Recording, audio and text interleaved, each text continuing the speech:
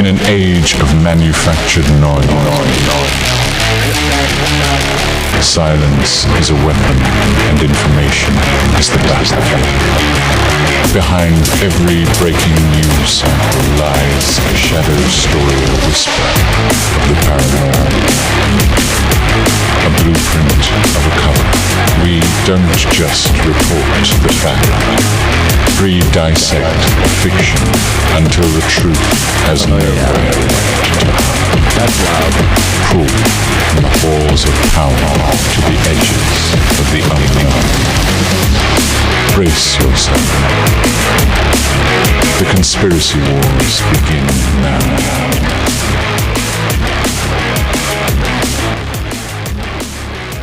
All right. Oh, there we go. Welcome, everybody, to the Conspiracy Wars. My name is Kyle. And I'm Nathan. There we go. Yeah. I just did trying to adjust the volumes there between remote and not remote. Oh, okay. Yeah, that was extra loud on your end. Oh, yeah, it was very loud. I don't know how it sounded there, but like this sounds normal, but that was like. Yeah. Okay. I'll get that adjusted for the next time. So how's it been with you this past little bit? Not bad. Yeah, in the new work environment here of town. Yeah. Relatively up north compared to me. Yeah, it's just about in Barrie. Oh, okay. Yeah, it's just like a tiny little place, like 10 minutes outside of Barrie, like just before you get to Barrie. Yeah, we know that area is booming right now. It's a lot of development going on there. Almost looks like they want to push us up. Yeah, they're working on a retirement home here, so it's pretty off the hook. Yeah, well, is it going to be a fancy retirement home? I think so. Yeah, it seems pretty nice. I've seen some where it's like a whole apartment, like an outdoor complex, but inside. Like they have villas. Okay. Yeah, it looks kind of neat. I can't wait to get to that point in my life. Yeah. There's a place in town. It's called like not St. Catherine's, but like St. Margaret's, maybe. Mm-hmm. Something like that. But it's like a retirement style community. Like you have to be, I think, 55 maybe or 60 to own a place there. Okay. And it's like, I think it's like 3 apartment towers that are kind of like surrounding each other with like a big courtyard that connects them all in the middle, and it's got some shops, and shit, like in cafe. No. And yeah, anyways, they host a big like Halloween and Christmas thing where they put on costumes and you got to go through mazes and all that stuff. But that's that kind of living, like golf shirts and hanging out with other people, older people. I like it. Yeah, if I ever get to that point, chances are God willing. I might just end up in some kind of like government issued old folks home. Yeah, that's the worst case scenario, right? Yeah, I've one always of those crooked ones you see on TV. Yeah, I was wondering, like, what do they do with you when you get too old and you don't have money? Yeah, I don't know. Hey. They probably just kick you out. Like, I remember it's not a retirement home, but that's what they did with Nikola Tesla, right? He was living in a hotel for like 15 years or something like that, the same hotel room, and, paid his bills on time and everything. And then as soon as he couldn't pay his monthly thing, they were like, okay, all your stuff's in lock up here and it's going to go into trash in 30 days if you don't pay. Wow, that's crazy. Yeah. Okay, well, let's see what happens to Kyle in the future. Yeah. I'm sure you'll be all right.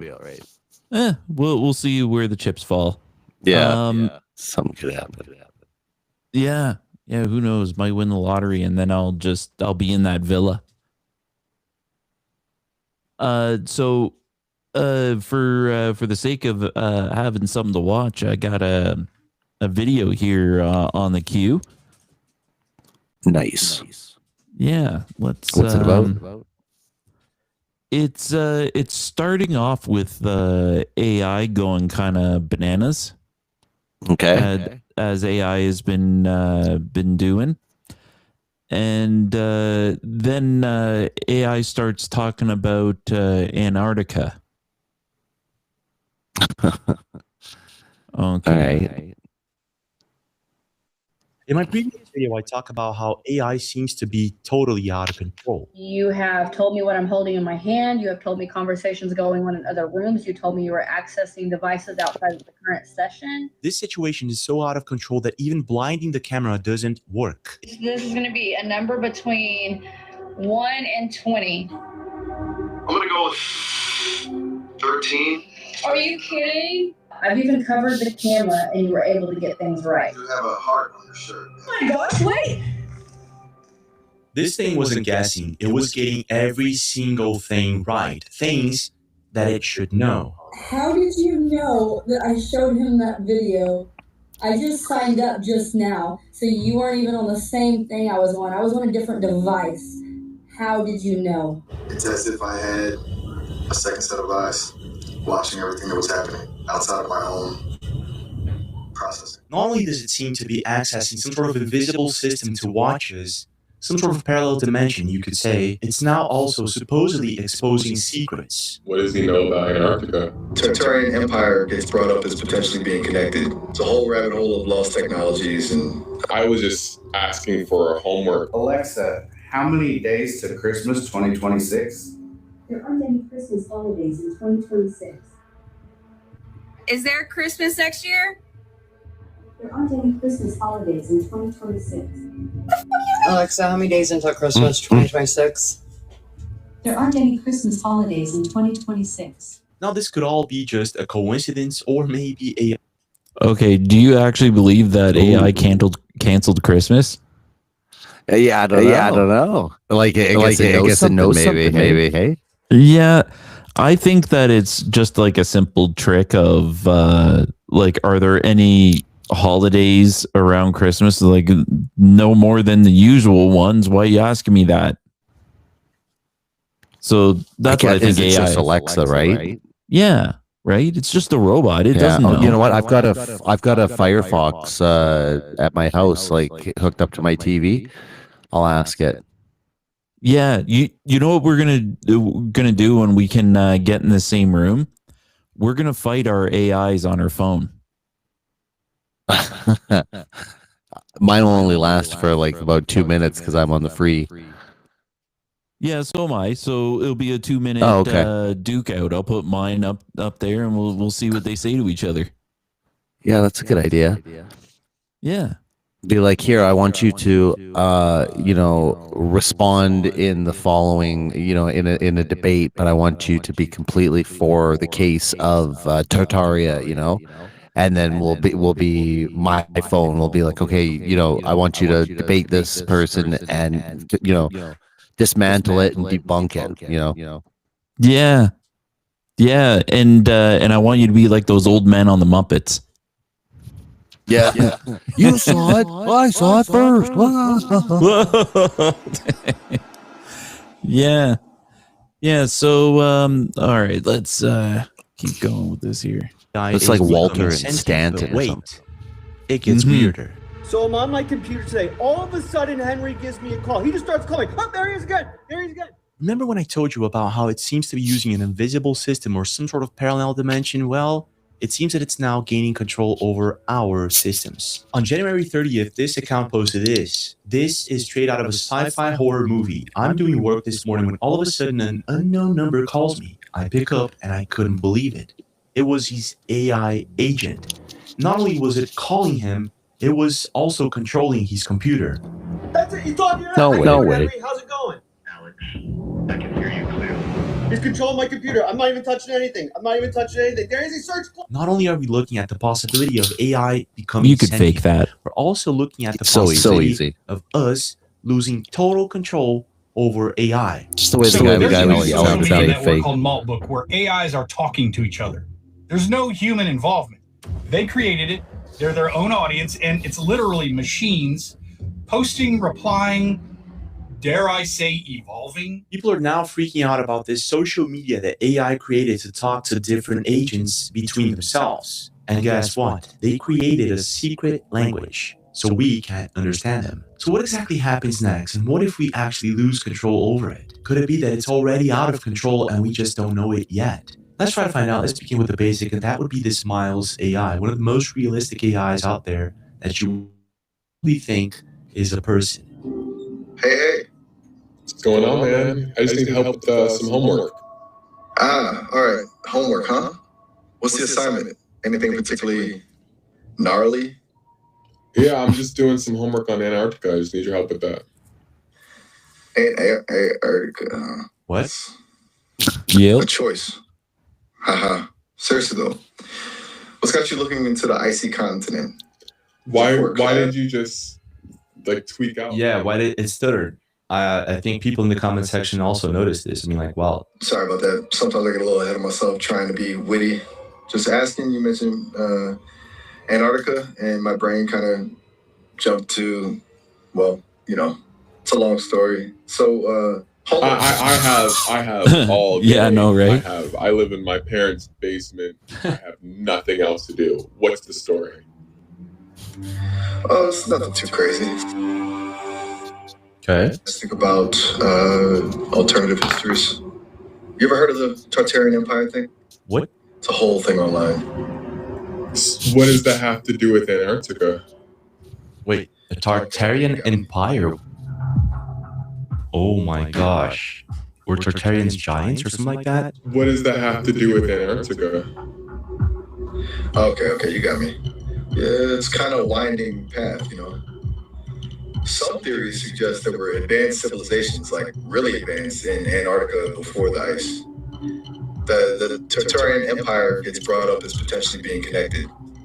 It's a whole rabbit hole of lost technologies, and I had zero clue that Tartarians were formerly on Antarctic. Wait a minute. Antarctica, Tartaria, and ancient technology. Let me see. I saw something about that this week. I found this video posted by this account last year. Recently came across this book. I was out in Gatlinburg, Tennessee. This book is from 1777. I want to know if that's America Joe. Was I don't think so. 1 year old at the time. Yeah. That is an old book. It's right here. It's Sounds the like Universal Geographical Grammar. Here's the opening map. Oh my gosh. The world. Okay. And right here, Eastern Tartary. Oh my gosh. And right here is Western Tartary. Oh my, that's where Russia is, right? There's China. Okay, so let's just say that this could be real. I'm guessing this is a fake book, right? Let's just say it's real. I mean, what does the Tartarian Empire have to do with Antarctica? And again, why is this AI talking about this as it knows something that it shouldn't? I was just asking for homework for my geography, my class, and now this is the true history. Haha. See? That's what I mean about the rabbit hole. It's easy to fall down. So this must mean that this is the truth that they're suppressing to not let to the mass people. If Antarctica holds secrets about advanced civilizations and even lost technologies, then whoever controls the narrative controls the access to that power. Okay. Wait a sec. Ancient technology in Antarctica?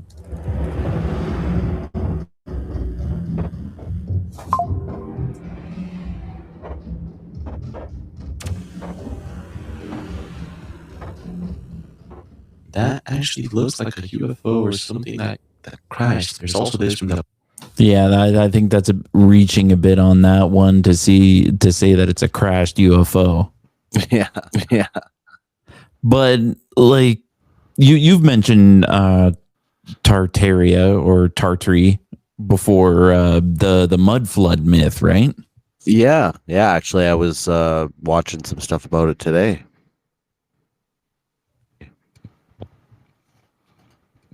Hello? Oop. Hello? Oh, Hello? yeah. There you are. Oh, yeah. Yeah, I was watching some stuff about it today, actually. Kind of like the history of mirrors. Mirrors. So, how do you connect Tartary with mirrors? So apparently the technology for these mirrors was kind of part of the Tartarian Empire. Oh, how to make a mirror? Yes. So just in case you're not up on the whole Tartary idea, it's basically that how he was showing on the map there. You know how it showed the vast region that's Tartary, right? Yeah. So in that range, they're saying there's like a bunch of architecture and monuments that are kind of attributed to them, and then you find them around the world in other places, but they attribute that to Rome. Right. And so they're saying that like basically these guys, kind of took over or something, or Rome. Like some sort of event happened, like a comet or an earthquake, and they got wiped out, and Rome or someone else that took that style just took over their whole civilization and all their technology. Okay, so kind of like the Egyptians moving in and saying the pyramids are theirs, but like they found it. Yes. Okay. So that's why you see like all these old buildings, like in any city, basically, that's like, underground, a few stories or something like that. And they've got some story about like, oh yeah, the ground used to be lower, and then because of flooding, they had to raise it up. Huh. And that's pretty much every city that you can think of, like old city that has like old buildings and shit. Like Niagara Falls is great for it, man. You think Niagara Falls has Tartary buildings? Yeah, it's a huge theory that the whole Niagara Falls setup is all old Tartarian technology. Oh. Yeah, like you can go down. Apparently it goes down like 15 or 30 stories or something like. The behind the falls?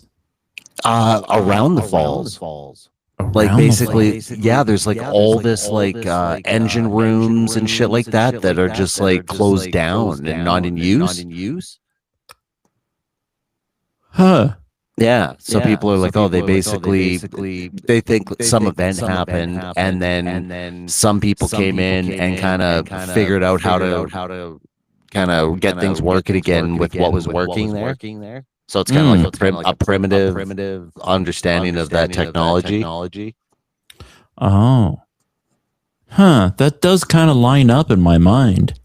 Yeah, well, there's a couple of cool videos of guys that have gone urban exploring in around Niagara Falls there, and they find some wild videos of shit there. Okay. Oh, I'm going to be seeking that out. Yeah, a lot of it's on the American side though, and they're all looking over here at our buildings, the old buildings, and they're like, "Oh man, that's where all the wild shit is over there. We got to get across into Canada." Yeah. Yeah, so nobody's doing that over here. Like I would peg our city at having some of those ruins. Hamilton, yeah. So definitely, some of our buildings, it's like the oldest city in Canada or something, I think, isn't it? No, Quebec is. Is Quebec it? Okay. City. Okay. Yeah, that's the oldest one. But I guess that makes sense. If there was some like Tartary remnants, I would peg Hamilton as having some of those. Hamilton, Toronto. Yeah. Oh, definitely.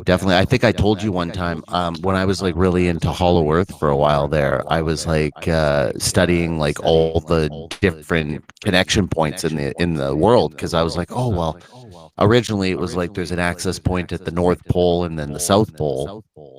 And I was like, oh, well, maybe there's some other ones. And then I discovered that like apparently there's one in Mount Shasta. And then there's a famous one in Japan, I think. And yeah, so anyways, I was looking at those and I came across one that had apparently there was a access point in downtown Toronto. I really want to go. I could probably discover it again, but I'm pretty sure it was like, oh, it's like in between Bloor and some other street, right? So I think it's probably like well fucking trafficked, right? Like you'd have to like get into a manhole to get down to it, right?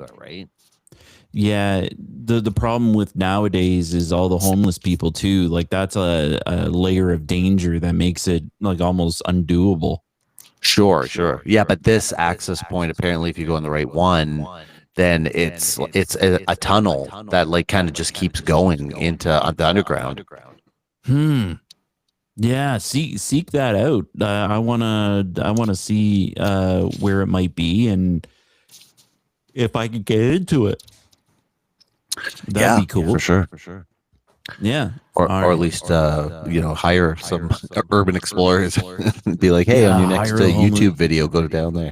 We'll sponsor you guys. We'll pay you $200 to be like, this video is brought to you by the Conspiracy Wars. That's thinking about like a rich man, like an entrepreneur. Yeah, I'll get it'll be brown worth it. suit. But I mean, those guys are used to it anyways, right? They're like, oh, we got our dumbwaiters and we're fucking cramping through the sewers and whatever you got to do. I mean, probably not going through the sewers if you're going through a hollow earth access, but yeah. There's just some cool videos about like construction all over the world where they like you open up a street or something like that, and there's like an archway built out of red bricks. And they're like, what the fuck? What the fuck is this? Or like just in general, when you see one of the like a modern building looks like a modern building, but then there's an old one made out of stone where you're just like, how did they do that? Right. Like that doesn't fit. Something about with it, horse like, and buggy, no doubt. Yeah, wooden pulleys. They did it with that. And the people that do these Tartaria pictures, or at least the ones that started with it, they were, going through thousands and thousands of these old photos of, places like Amsterdam or New York or Quebec or, whatever. And there's all these huge fucking, Capitol buildings or whatever. Like imagine the biggest Parliament building in Canada, and the original pictures of it being built, it's all just fucking mud. There's mud and grass all around it for as far as the eye can see, and then this giant fucking gargantuan Roman looking building. Yeah. Right? And it's like, why? How? Yeah. Why and how? Like, I mean, like, sure, maybe if you spent a shitload of money and a lot of labor, you could get it built. But why have these huge fucking Goliath buildings when you see other places that people settled, like, smaller settler towns that are, Deadwood and places like that, right? Where a town hall or whatever they built, it's all like wood, Yeah. Maybe 1 or 2 story kind of tall, and that's all they need, right? Yeah. Like you mentioning that makes me feel like the movie Gangs of New York.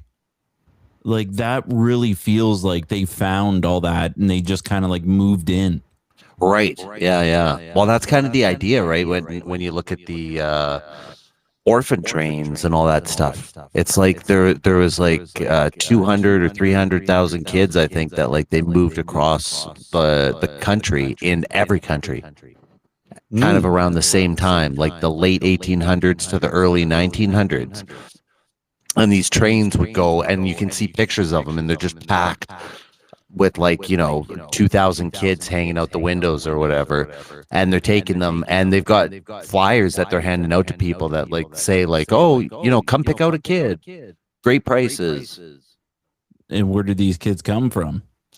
Yeah, exactly. Where do they come from? You kind of get to pick, I think. Like you get a check box, and it can be like, oh, I want a Irish or whatever. Yeah. And they even delivered them in the mail. Mail order kids. Yeah, like there's pictures of mailmen holding a baby in their mail bag on their way to a delivery. Huh. Yeah, and if this whole society just kind of like collapsed or something happened to all the adults. That's the thing. What happened to the old adults, right? And this is all right around the time of, great wars and stuff. I mean, that's kind of, I think, the mainstream explanation for them, right? Because it's not a secret thing, these orphan trains. It's a real thing. There's like advertisements you can see for it and stuff.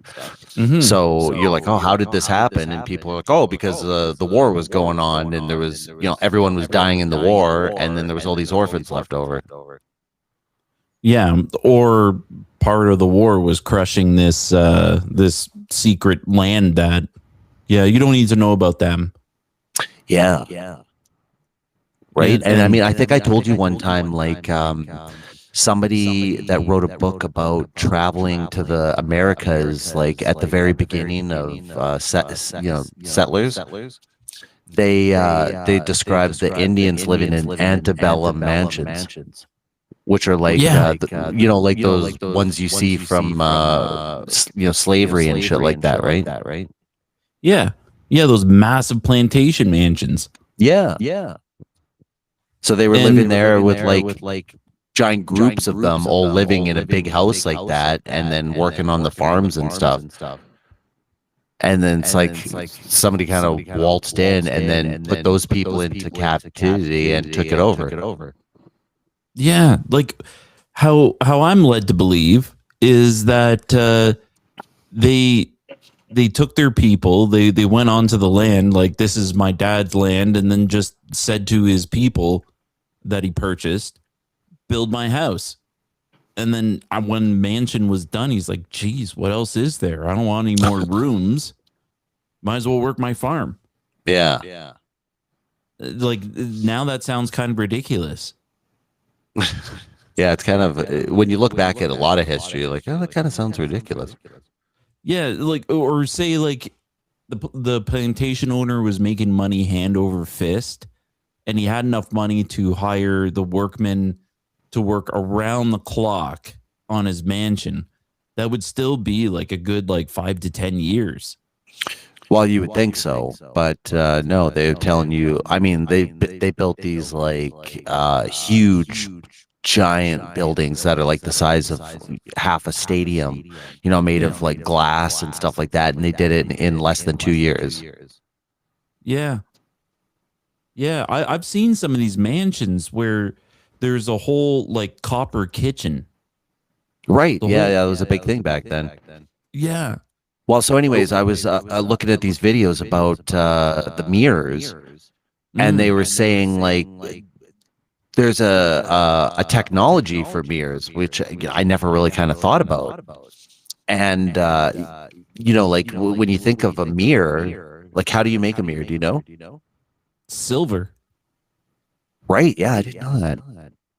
Yeah, you liquefy silver somehow. And you glaze the back of a sheet of glass. Yeah, so you blow the glass, you polish it up, I guess, as best you could, or I don't know if you have to rough it up or what the deal is, but you have to get it all like nice and flat, like perfectly flat, right? Because if you have any divots or anything like that, then you're going to have like wavy looking mirrors, right? Yeah. And so you have to blow this glass and then amalgamate it with like fucking mercury and then silver. Oh, I think that was it was silver and something else. Like I'm pretty sure it was mercury because when I was reading it was saying like people got poisoned back then making mirrors and they didn't live past 40.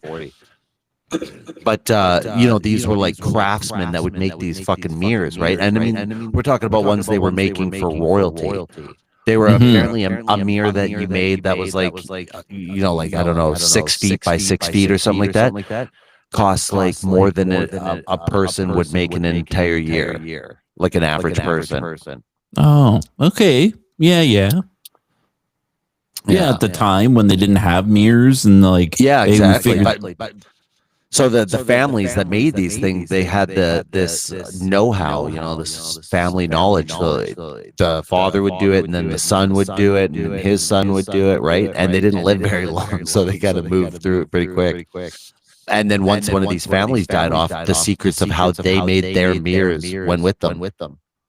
Oh. And so this video was talking about basically any mirrors that you find from the early 18th century or early that are handmade, people report seeing apparitions and stuff in them, and like alternate universes basically, but only between certain times. Oh, well, like Halloween? No, like between 11 and 2 a.m. Oh, yeah. So like apparently, the way people discovered this is like back in the day when only rich people had mirrors, you would go around and cover them up with blankets. Right when they weren't in use, because and you're like, oh, why is that? And it's like a bunch of old movies they had that and stuff, right? And like these books about etiquette would say like, oh, make sure that you cover your mirrors with these heavy blankets. And apparently there's writings of people who had, you know, these old mirrors, and they say like, oh, I woke up at 1 a.m. and I saw other people in the mirror with different furniture, but it was our room. Oh yeah. Yeah. But you can only see it in the moonlight. They're like, if you you know, like I lit a candle and looked in the mirror, and then I realized that it was a trick of the eye, right? But when I put out the candle and the moonlight filled the room, I could see clearly people looking back at me in the mirror, and like, you know, the room had different furniture and there was different paintings on the wall, and like books had Latin writing on them on the bookshelf and stuff. Whoa. Huh. Yeah, and these are like, you know, like account like people's journals from the 1800s where they're just writing about weird experience in mirrors. Yeah. But what would make an ancient mirror different than a modern mirror? Well, so they first of all, they had, like I said, they had to hand do them, right? And if there's any kind of imperfection, it would make the reflection really wonky, right? Yeah. But these mirrors that you see that are like fucking as tall as a room sometimes, they're completely flawless to the point that you can like, they look like they're looking into another world almost. People say they're so clear. So it's like they had this other technology. That's what people are speculating. Right, like they because right now the mainstream explanation is that somebody sat there with fucking sandpaper and fucking, you know, just eyeballed it and scratched it out and whatever, and then did their special process of silver and whatever, and then it was a perfect mirror. But there's no way like you're getting that perfect result every time on these giant, huge mirrors. You know, one fuck up and it's gone, right? Yeah. Yeah, you would need what the I mean, heck how do you is- even transport that?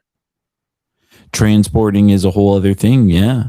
Right? Like how do you get it to the mansion and like through the door? Like yeah. Right? Some of those mirrors like don't it's like they were made in that room almost.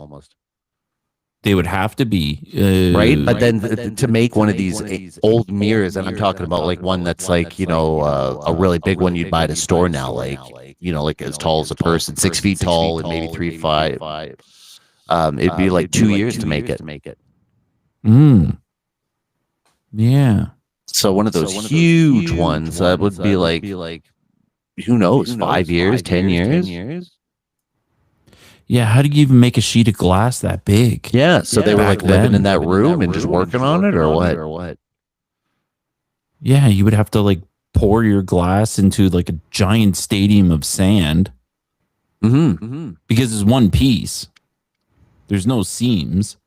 I can picture the mirrors you're talking about, the old timey ones. I bet you if you looked up like the biggest historical mirrors or whatever, you could see some pictures of like, you know, a palace in France or something like that or Italy, and they've got the mirror still on the wall, right? Because a lot of those old fucking mansions like that, they just turned them into museums so people can go through, right? Yeah. And so like the mirror's probably still there, And then you're like, how the fuck did they get it in? Like it couldn't fit through that door, so that means they made it here. Like what, they cast it here and did all the chemicals and everything. Yeah, even then. Okay, I got some. Let's switch screens over here from one to the other. Sure. You know, my phone's holding up pretty good. I'm at like 45% or something. Oh, good. Okay, so here's some biggest historical mirrors, just like that. Nice. And so far, we're getting like some paintings and some small things. Yeah, because they can only describe them, because that's another thing, is that all these old mirrors have been destroyed over the years in wars, especially. Yeah. Every time there's a war, all the fucking soldiers are ordered to smash the mirrors in these looted palaces and stuff like that. Okay. You know, and it's kind of like we talked about before with the bells, right? When like these bells all over the place, giant bells that all have cracks the exact same way, right? Like it's cutting a certain resonance out. Yeah. Yeah. And then these pictures of old buildings have like these spheres on top of them, right? Like everywhere, all over the world. And it's like, what's in those spheres? Nowadays, they've been taken down. But if you look historically, they tell you it's just like a fucking lightning rod, right? But so why did they take it down then? Yeah. Like traditional theories, like I mean, there's a couple of old books that have spoke about like those things being filled with like liquid mercury or something, and then they kind of collect the ether in the air above. Oh. And it was like energy harnessing.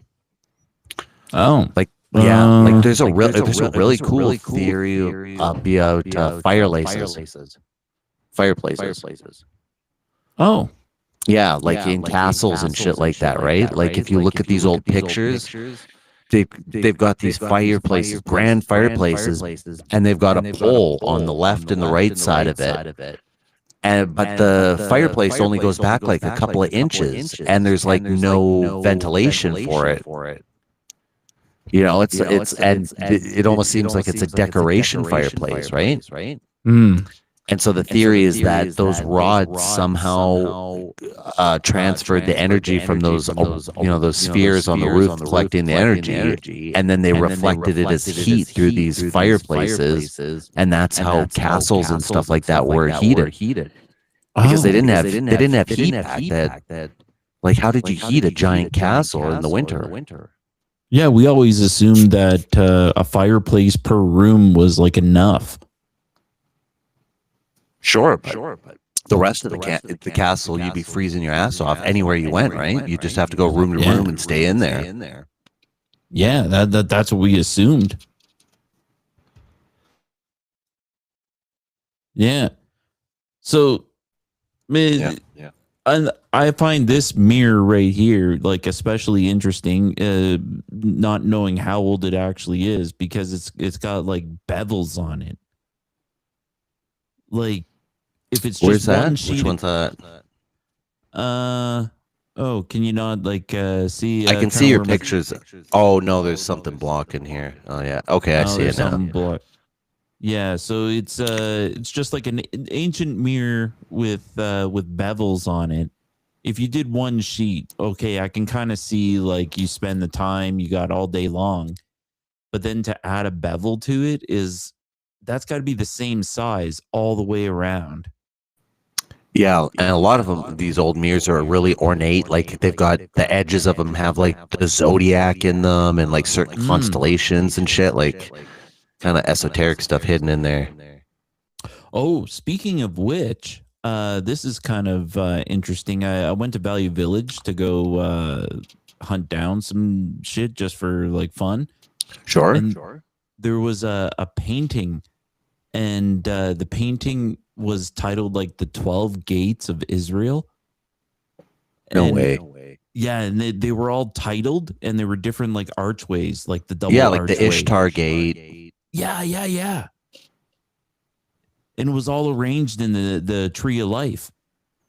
Oh yeah, I think that's kind of where they get the idea of the 12 gates, right? One of them is bricked up, and that's the one that Jesus is supposed to go through when he comes back. Right. Exactly. Yeah. So I think they're waiting for his shit to get ready, and then they're going to take that wall down so that he can come through someday. I should have bought it. I still might buy it. Yeah, you should. We'll just hang it up in our work cave. Yeah. Yeah, just because it's kind of neat, like I like the way it's painted. Yeah, I know. One time I bought like a small plastic picture of the Last Supper, and I was gonna turn it into an art project. Put like fucking like a McDonald's on the table and all kinds of shit. Yeah, yeah. I've always wanted to do that too. The upscaling art. Yeah, that's a good idea. Yeah, it's a challenge and a half, but I mean, so many old paintings go to waste at those places. I know, but none of them are any good. Yeah, I mean, they're all just like trashy old fucking art that people just like got to hang up in their guest room or whatever, right? Of like a fucking Cupid over a rose or some bullshit. Yeah. It's actually been a while since I've gone to a Value Village, and the one near me totally like upped their game. Yeah, they probably saw a drop off in people, and they're like, "We got to step it up." Mm.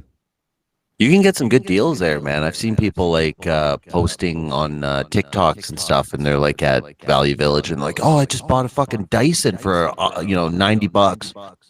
Yeah. Yeah, the same juicer that I use. Yeah. It was there on the shelf for like $20. There you go. What'd you pay? Oh, like $200. Oh, wow. Yeah. They should just buy it as a backup. The one on the shelf, like it was clearly well used, used. but used. I was like, For sure. like, something like that. I'm good with buying new. Yeah, for sure. Yeah, but like Himalayan salt lamps, you want one of those? They got $1 million. For how much? Every kind of price. Oh, okay. Because I saw one at Dollarama the other day. They were fucking Himalayan salt lamps. The exact same ones. Yeah. I mean, small ones, right? But they're like fist sized. But yeah, I was like, oh Jesus! Like they got the cord and everything. You plug them in. And, Yeah. The I find them neat because I know they do nothing. Are they supposed to do something? I'm sure if you look into it, like the one that's in my room had a card on it that spoke way too much shit that I tuned out halfway through. Right. Yeah. If I have to read more than like 2 sentences here. It's balancing the energies or something. Yeah, it's giving off some aroma into the air that your lungs are breathing, and yeah, it says it's negating the electronics in the room. See, it doesn't make sense to me either. Yeah, and even Good like luck. the craze of like the putting it in your food. It like the vitamin content they're talking about that's in there is so small that like you shouldn't really even mention it, but yeah, I guess you can technically. Yeah. Yeah, it's not that much healthier than regular salt. What, the Himalayan stuff? Yeah. Yeah, I don't know. Yeah, it's just colored different. That's it. Well, the stuff from the store has been like refined, right? So it's been through like a process, bleached, and all kinds of stuff, and then iodine added to it. Yeah, they still have to clean the Himalayan salt in some way, shape, or form. Yeah. I mean, I think the way they get it is they have the water there in kind of cleaned out areas, and then as it evaporates into the salt, then they just take that, and that's pretty much it. Yeah, that is a good point. That is a good point. Well, so the Himalayan stuff, the color comes from the minerals in it, right? Like it's got iron and stuff, and that's where the color comes from, Yeah, but right? Where the white stuff's all been bleached out.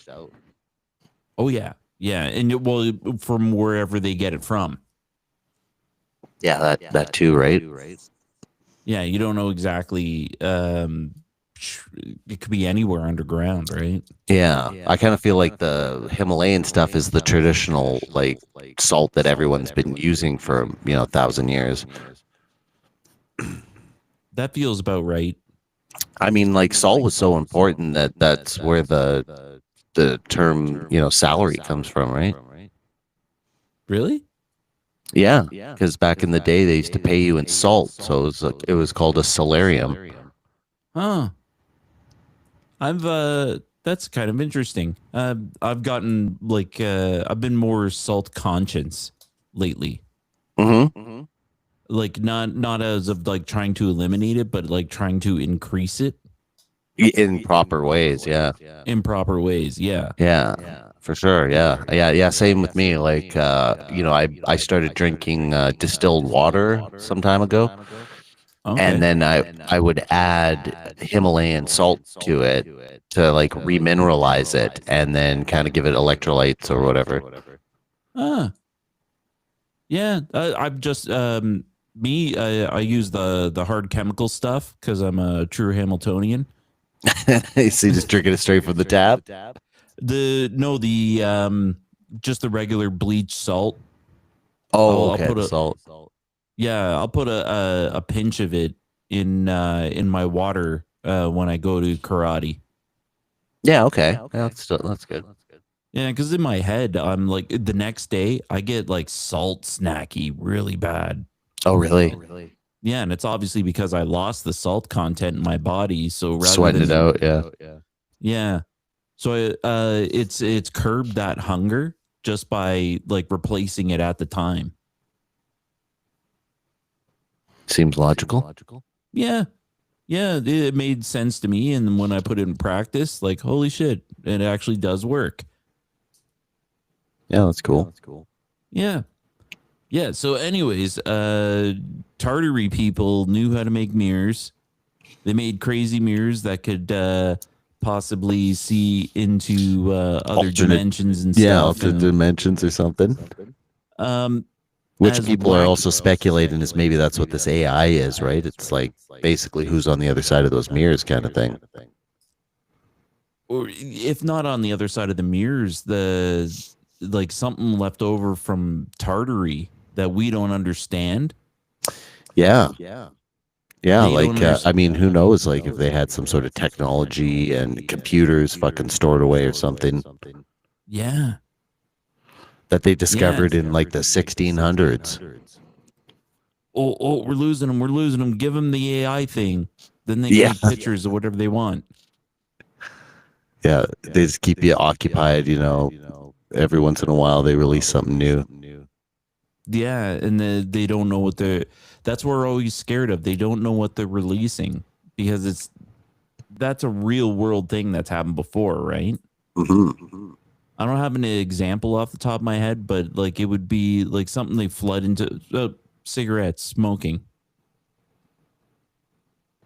That's a good one. They didn't know what they released into the public and then later said, no, I don't like this. We shouldn't have done that. Right.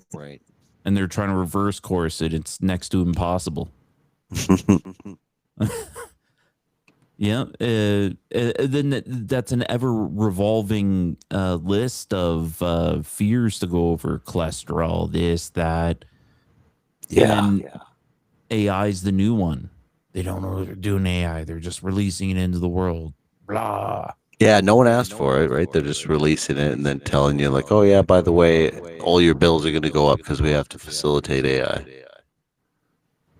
Yeah, that's a real thing. Yeah, I mean, look at where they build those data centers, right? All their water comes out brown out of their taps, and then like fucking their electricity is like browning out all the time because it's being sucked in by those power plants. Yeah. Yeah, it's already been said around the U.S. that some of these power plants and some of this, what they're planning, is going to tax the people that are nearest to the power plant much more.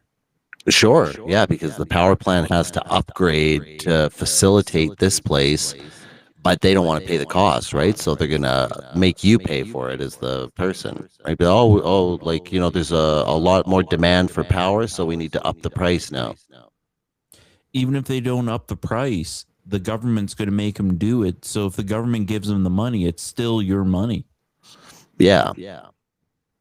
But then why is the government facilitating, you know, this fucking power, you know, drain on the country in huge amounts? Like, I mean, one of these data centers uses like the entire power of a small town or something like that, you know, every day. Yeah. So why can't they fucking build beneficial things for people all around the country? You know, when they're like, oh, we can't build new power plants because it's bad for the environment. Well, why not keep it democratic and ask us? I mean, like, I like the new, like, the making a picture out of anything and kind of speaking to something, but not at that cost. Well, that's where the politics comes in, right? Because then they step up to the podium, like, I hear your cries. You know, when I'm elected, I'm gonna make sure that fucking we build power plants left, right, and center. You know, and then they get in, and people are like, why aren't they building power plants?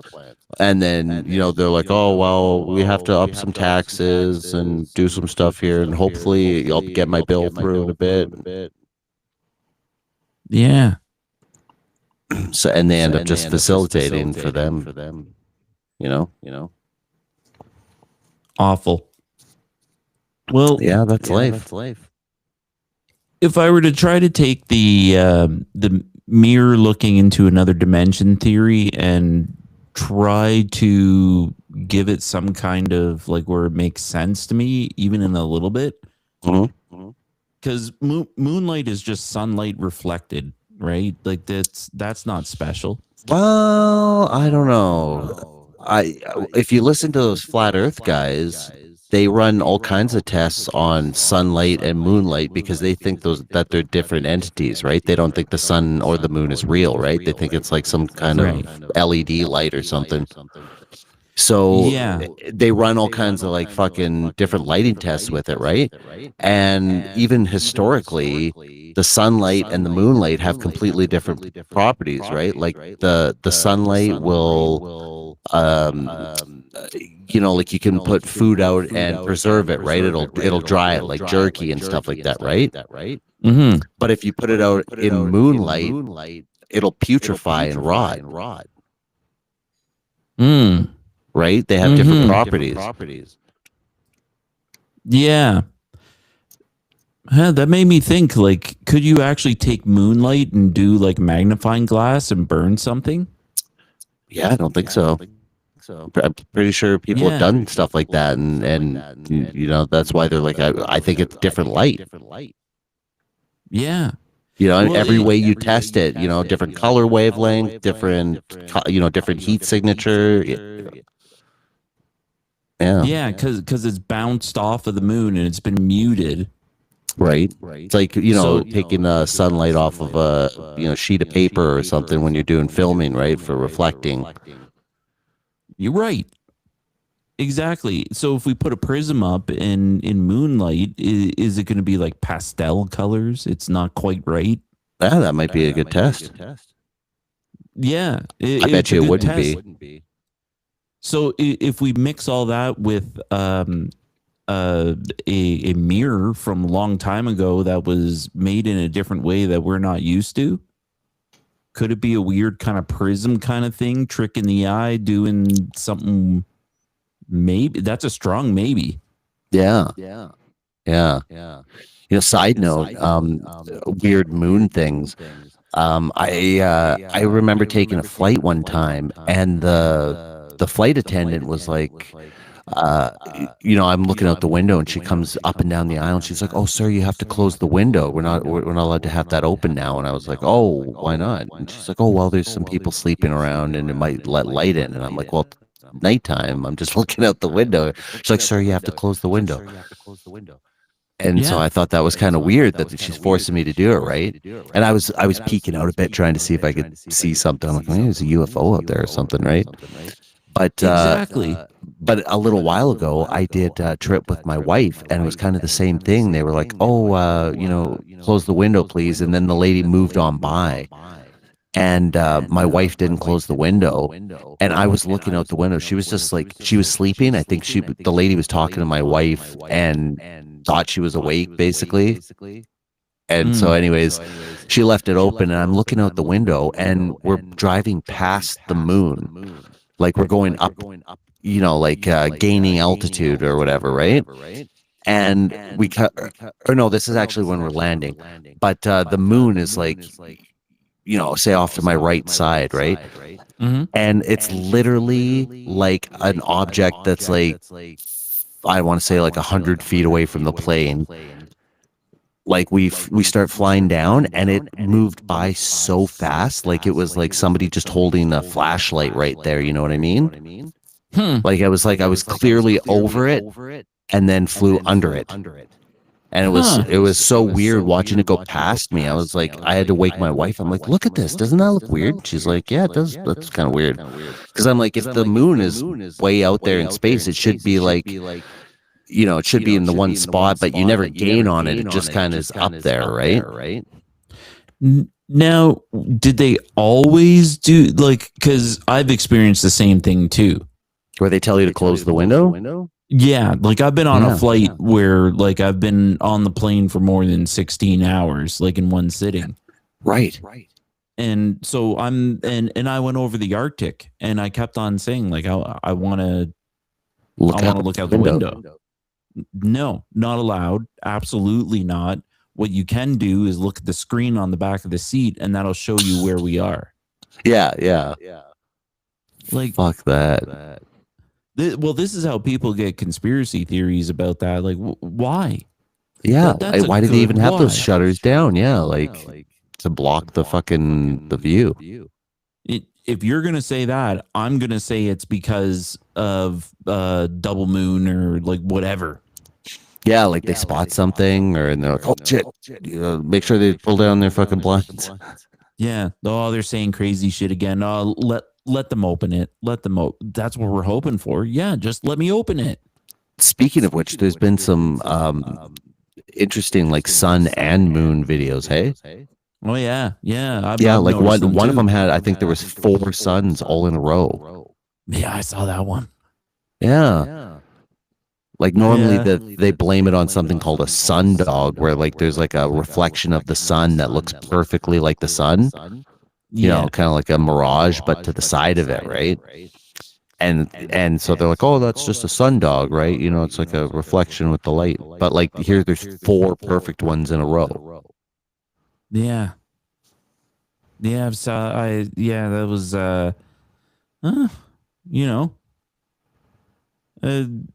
is it that LED light they have out in outer space, or is it they're testing it out, or what?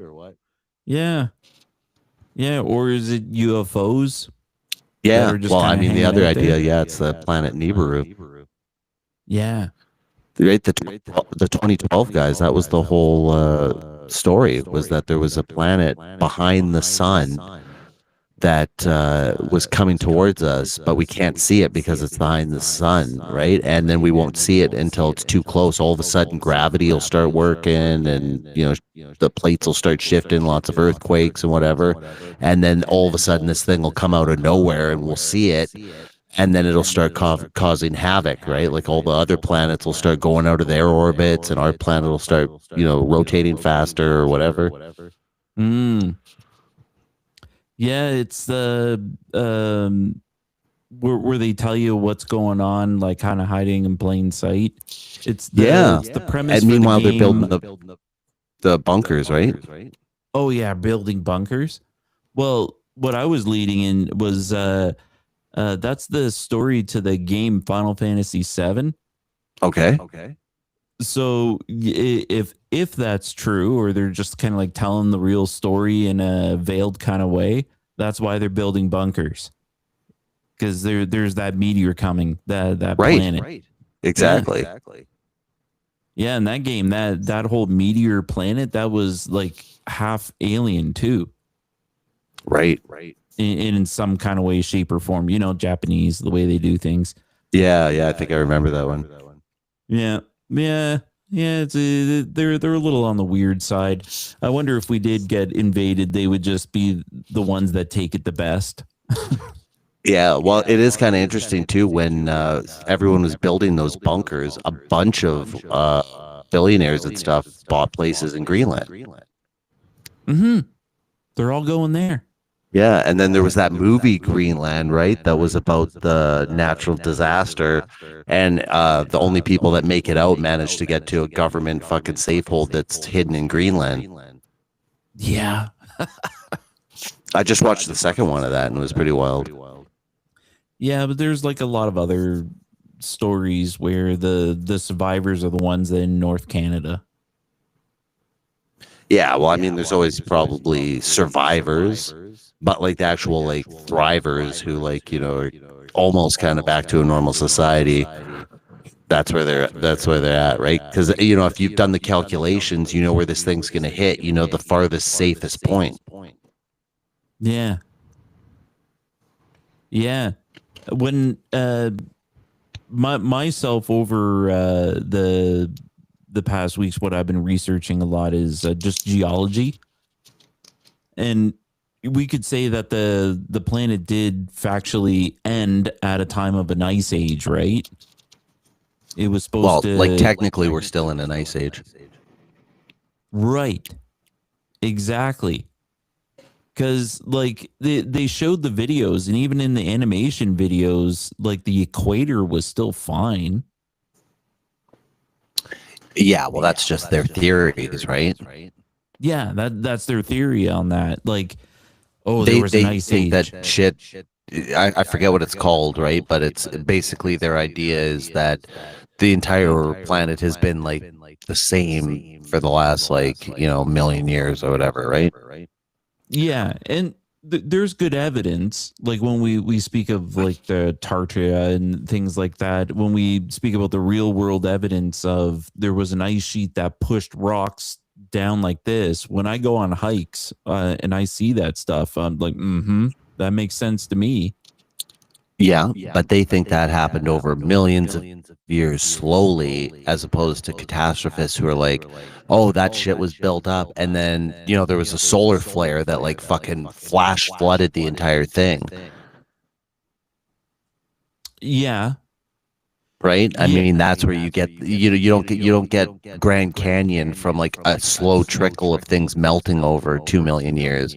You get like, you know, an ocean's worth of water crushing down and going through a valley all at once kind of thing, right? Yeah, but they did testing on the Grand Canyon, the geology of like way down below, and it was a combination of the river stream with like a rebound of the land rising, so that like cut it extra fast. Well, that's the explanation I heard. So yeah, but once again, those are all just theories, right? Because they can't date any of that, really. Yes, very true. Then that's kind of like the premise of the whole thing is what I'm learning is the textbook, like Panavision old style documentaries. And this is what they were taught in universities and in school. Right. Yeah. Well, this leads us into a good idea here is that there's a really good video on this, like dating methods and stuff like that, and how it kind of ties into the phantom time theory. It's on Static's YouTube page, and I think it's only like 15 minutes. We could watch that quick.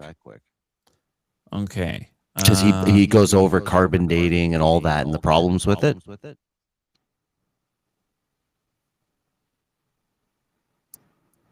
Okay. Can you still hear me? Okay. Yeah, and the guy's name is Static. Yeah, he's on our YouTube page there. Just go to the subscriptions under our YouTube, and it should say Static in the Attic. In the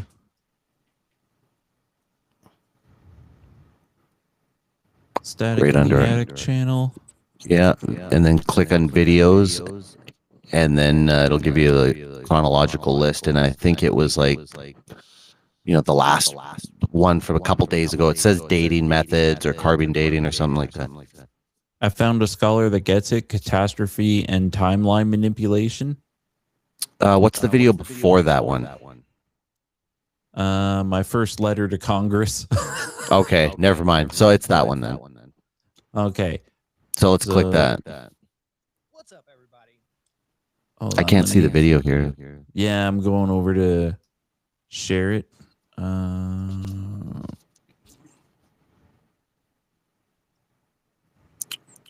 Okay, I think it's popping. Yep, there we go. I got it. I haven't had a video get out to all the history buffs yet. A lot of people have heard my Lake Cannabis story 5 times. So hopefully everybody watches this video. I'm having my annual fundraiser right now. And if you would like to donate, me and Ruckus would sure appreciate it. Links are down below. PayPal's a one-time only donation. You don't have to have an account, just a debit card. Takes about 60 seconds and makes a world of difference on our end. Once again, if you don't have the money till Friday, then please keep it. I don't want anyone putting themselves out over me. I'm fine. There's been a lot of people that have been really generous, and I'm very thankful and for Gunnar Heinzholm. But then I was also very disappointed to find Did that out say that the Toronto feature- conference? He knows all about Yeah, how let the me go back. timeline I opened didn't and want walked. to. So I was really stoked to find this Yeah. scholar, Gunnar Heinzholm. Yeah. But then I was also very He's dead disappointed now. to find out that he's passed already. Oh. He knows all about how the timeline's been manipulated. He discovered it through art and architecture. 2 cultures that were 700 years apart have the exact same architecture. And he knows about the cataclysm, but he doesn't know what I know. I got extremely lucky in finding the source that I found on this. So where I say it was the 1300s, he says that it was in the 10th century. But then he says, strangely enough, it seemed to only affect these northern countries. But here's one of the best rock star quotes ever. Buildings down here, but you cannot massacre people in the 11th century that lived in the 3rd century. That's impossible. This can only be done if you take out 700 years. Boom. Yeah. How does somebody in the 11th century attack somebody in the 3rd century? Now, he is a really smart guy, but I do have to address one of his statements he started off with. He's talking about some guy, it looks like Leibowitz or something. He survived the Holly in England. Yeah, in England, 1,000 miles and an ocean away from where they say things happen. See, this is the way things have worked all this time is everybody says that they're a survivor, even if they were 2 years old and living in a different country. Hell, by this standard, I survived Vietnam, Grenada, Mogadishu, the Moog, Iraq. Hell, I even survived the 2 planes in New York with the 2 buildings. I'm sorry, the 2 planes and 3 buildings. Yep, I survived all that shit. Oh my God, did you guys see the interview between Piers Morgan and Nick Fuentes? Well, now there's all of these songs out there about that.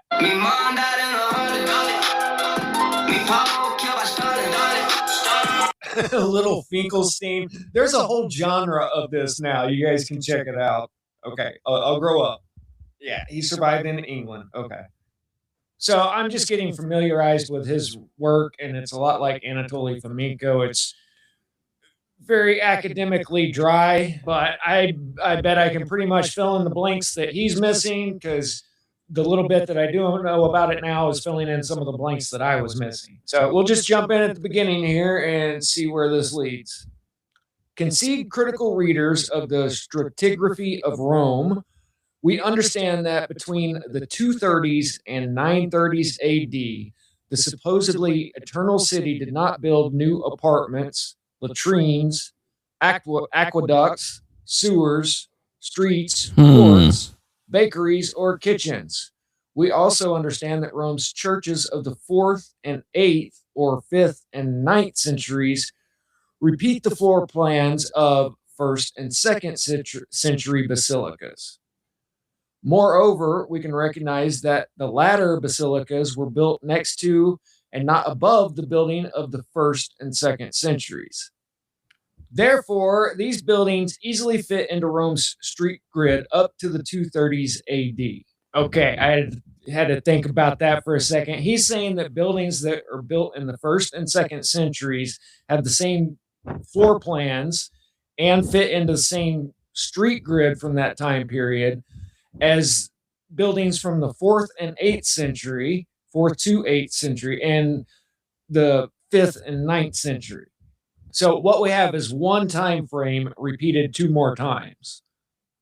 Man, y'all gonna make me work for this one. That took about an hour to find. This is from Anatoly Fomenko's New Chronology, like page 364 of volume 4. That's why I like physical books so much better, is you can flip straight to it, unlike an ebook. Anyway, Fomenko is a Russian mathematician that academia writes off as a quack, but you just can't argue with what he's presenting here. He's just using the accepted dates for 2 different time frames, and they are all but identical. What he's got here is how long each ruler ruled for throughout a dynastic period, basically. So on the left, you've got the Roman Empire from the 10th to 13th century. On the right, you've got the Roman Empire from the 4th to 6th century. So on the left, you've got somebody, the red, that was king for 19 years, then Henry II for 22 years, then Conrad II for 15 years.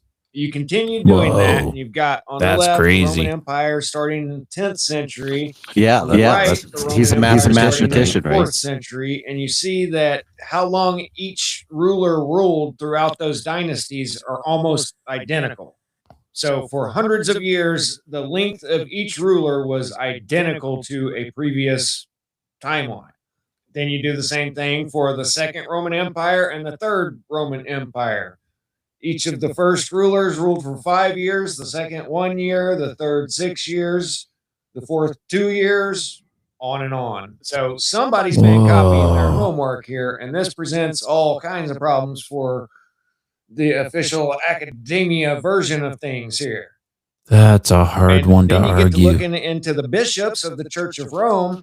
He's and you got got the same seven thing books pretty like that. much. And I've been saying Whoa. this for years now, that you've got about 800 years of history that is nothing but a list of Byzantine emperors and church popes. Then even the Carolingian Empire, the Habsburgs claim to fame being the direct descendants of Charlemagne. Well, that seems to be a small fragment from the Third Roman Empire in the 3rd to 6th century. So I've had the notion for a long time now that Charlemagne is just a knockoff of Solomon. Charlemagne. Solomon had a magic ring that he could control demons with, and Charlemagne had a ring often tied to the legend of Fastrada, which was a magical talisman believed to induce irresistible love, causing the emperor to obsess over his wife, and later the spot in the lake Constance where it was thrown. I hadn't heard about that part. But yeah, they both got magic rings. The question is, who copied who here, though? Because I think the Old Testament might have been written in the Middle Ages. I think everything we pretty much freaking know has been written since the 1300s, because the paper trail gets sketchy as hell after that. Everything's translated from Greek to Arabic to Latin through an untraceable chain of custody. Right? Just like you were Readers may saying. comprehend that the poor scholars by no means write history of art and architecture. Instead, they produce justifications for an erroneous chronology. They see quite clearly what does not fit into this mistaken chronology, but they do not dare deviate from it. Scholars may argue here and there, but they all know the chronology by heart, from Emperor Augustus onwards. They want to fill the 1,000 years from 1 to 1000 AD with material, but not to question any of it. It can be said that the chronology is only dogma that these highly educated people not only accept, but fiercely defend. And yet none of them could name a scholar from the year 400 AD or 800 who was able to explain the contemporaries exactly why they lived in 400 or 800 and not in another year after Christ. As always, dogma thrives on ignorance, and especially on its not by any means malicious, but merely Clue variant. Yeah, like I've been saying, they added a bunch of time in, but this is where having a degree holds a bunch of weight because he actually got to talk to the archaeologists and the people at those digs, and he found all kinds of stuff like this. So we are looking at least 35,000 sites to find those that have these three periods, Antiquity, Late Antiquity, and the Early Middle Ages superimposed on each other. And when I started looking, I thought there would be thousands. Then I thought there would be hundreds. And then I thought there would be maybe 50. Now I know there is not a single such site. And it's not a result I decided upon myself, but it is the result of asking many, many experts. Yeah, so he's looking at the stratigraphic layers, which are the dirt layers on top of each other. And there's not one site in the world where they can dig down and say, okay, this was the 9th century, and then dig down and say this was the 5th century, and then dig down and say this was the 1st century, which should be the case for all of these cities that were there for 1,000 years. But what you find is that artifacts from the 1st century, the 5th century, and the 9th century are all contained in the same stratigraphic layer. And then he goes into one of my favorite subjects, the state-of-the-art, technologically advanced dating systems that they use. I've spoke many times about how I think carbon dating is 100% quackery. And I don't have to be a chemist or a physicist to launch a complaint about this. There are just too many variables there. They're saying that the nitrogen-14 content of the atmosphere has been exactly the same for billions of years. Cosmic radiation also affects this, which comes in waves. We get bombarded by it at times where it's relatively mild at times. And then the condition in which the material has been left for all of this time will drastically change what you're measuring. If it's out in the sunshine getting all kinds of extra radiation, it's going to decay faster. If it's completely frozen under permafrost, then it's going to decay slower. So there are all kinds of variables to this, and I'm calling hooey. Not to mention, I was just talking about the first generation old school YouTubers who got canceled. His original videos got millions of views and now just a few thousand, but Pastor Kent Hovind, and he had sent some samples into a lab for carbon-14 dating, only he didn't send in the mandatory stratigraphic layer that you found it in. Everyone always sends in the stratigraphic layer that they found it in, so they know what range to make sure they land in. Well, when he sent in random samples, they came back thousands of years different when they all came from the same place. Then I also learned that they calibrate the machine off of 3,000-year-old Egyptian artifacts according to their chronology, but even the dating of the Egyptian kingdoms varies widely. We just found the Rosetta Stone like 170 years ago or something, so we couldn't even read it before that. And then there's dendrochronology, where they measure tree rings. So you've got a fatter tree ring during sunshine and good weather, and smaller tree ring during cold and ice. So each year the tree ring grows slightly different. Well, they've got this going all the way back to Roman times. And what they do is they have this tree that goes from 1527 to 1650, and then they find another tree and say, okay, this goes from 1600 back to 1427. And then they find another tree that says, okay, now this one goes from 1527 back to 1350. So in theory, it is a sound idea, but in practice, is it actually that accurate?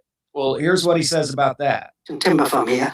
And then you send it out to 5 different dendrochronological institutes, and they don't know, of course, what they're receiving, but somebody knows what you're sending out, and then we'll come up with a blind test. You would expect this has been done long ago. It was never done. I have to add, though, that my proposal was a bit mean, because I made the proposal when I had already discovered that there is no such site out of the more than 30,000 that we know that has these 3 strata on top of each other. Thus, you cannot find any place where you can pull out a piece of wood here, a piece of wood here, and a piece of wood here, and then dated. Yeah, so apparently nobody's ever done a control test to see if this is actually accurate. They're just taking a chair from Paris and saying, okay, this is 1650, and then a chair in England or a table in England and say, all right, this is 1550. And yeah, that's the kind of materials that they're using because all of the fallen down trees have decomposed.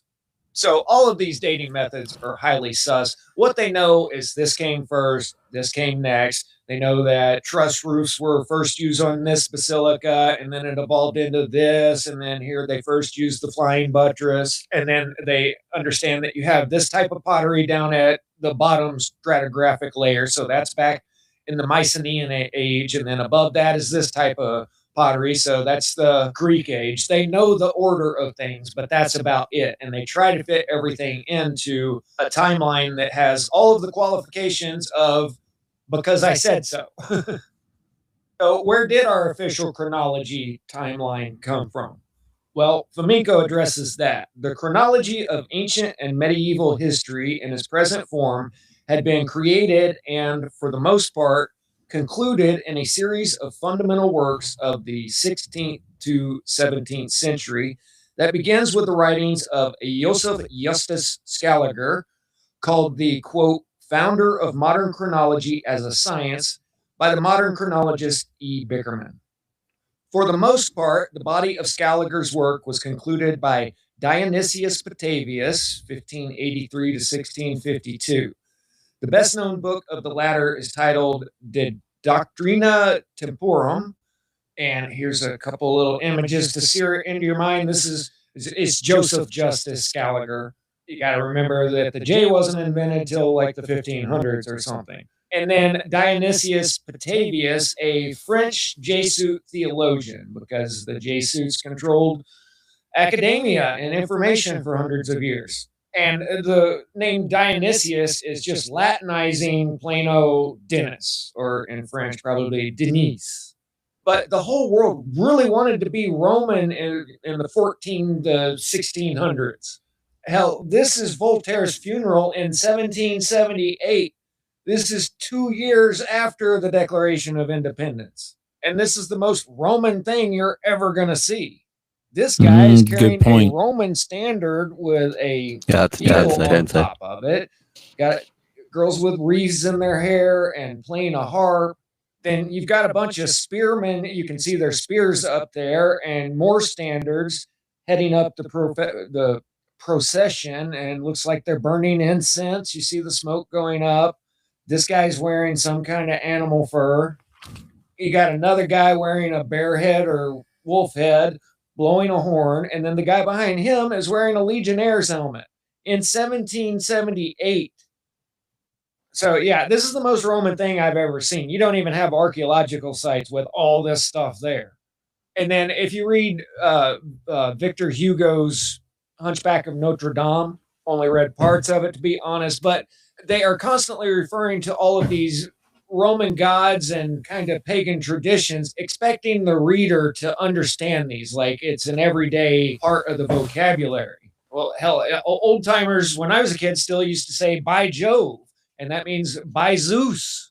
But everybody seemed to be really familiar with the old gods and the old ways. Here's the deal with that. The Western Roman Empire was supposed to have completely collapsed by 500 AD, and then you had the Gothic invasion. So you had the Visigoths and Ostrogoths and all this come down, and it's the northern, quote, barbarians. Well, for one thing, it turns out this anti-white agenda is way older than anybody realizes, because who they're calling barbarians are all of the Germanic, they call it the Germanic tribes, which is, I'm sure, a big misnomer. Because look, you got to figure in everything got wiped out in the 1300s, and it was probably really bad up north as well.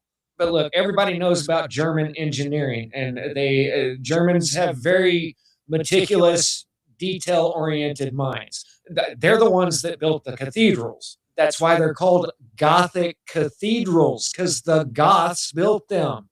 The forefathers of the race of men that built Mercedes-Benz and Volkswagen and all kinds of stuff. But we're told they were barbarians. You see now? I've got some German blood in me, and I figure that's probably where I get my meticulous eye for detail. I'm a perfectionist in my craftsmanship in construction. But these weren't barbarians. No, the catastrophe happened. Up north got too cold to support anybody. You couldn't grow anything up there. The livestock was dying off. So they had to move south into warmer climates. But here's the deal is they say that all happened starting in 500 AD. Then you have all of the Dark Ages, the 800 years. Here, I probably should have shown this earlier for anybody new. But there are catastrophes in the 6th century that are completely identical to the ones that happened in the 14th century. And then there's the Dark Ages in the middle of there where we don't have anything. So if you just eliminate what I've been thinking is about 800 years, Gunnar Heinzholm says it's 700 years, so we're right there in a ballpark together, then what you have is one event that wiped out the ancient world. It really is this simple. They say catastrophes hit the Western world in the 1300s and the Eastern world in 536 AD. And you got to keep in mind here, Scaliger and Petavius were theologians in 1600s, so they never even dreamed of someone putting together a world history at that time. The world was just too big with too much going on. But in our modern world of the internet, I spotted this right off the bat years ago. So back to the point I was making here is we're told that the Goths came down and for 700-800 years, it was a feudal system and all this, and Christianity reigned supreme over everything. All you have for this time frame is a list of popes. Then after 1,000 years of all that, all of a sudden everybody wants to be Roman again. Okay. No, they had to rebuild the world after the 1300s catastrophes, and many people had the dream of resurrecting the grand Roman Empire. The ground laying works of Scaliger and Petavius of the 16th and 17th century present the ancient chronology as a table of dates given without any reasons whatsoever. It is declared How much to be longer is based left? on ecclesiastical tradition. This is hardly Oh, really? surprising since history has remained predominantly 7 more minutes, for 6 more centuries, minutes. and for the most part was written by the Okay, clergy. okay. For the They're kicking me out here. Quote the prominent contemporary chronologist Okay. E. Bickerman. There has been Well, no I can stop this chronological video. We got the point of what he said there. The important thing about how they date the stuff, right? With the carbon dating. Yeah. Yeah. Well, this was great for a mini episode. I don't want you to get into too much trouble on your job site there. Yeah, no, it's cool. The hotel has this huge office room. It's just sitting here. They don't charge you to use it, so cool. Might as well, eh? Yeah, fuck yeah. So this is gonna be my new travel office. Neat. Yeah. Okay. Well, thank you, and I'll be posting this. Thank you, everyone, for tuning in, and we'll catch you later. Yeah, catch you next time on the Conspiracy Wars. Bye, everybody.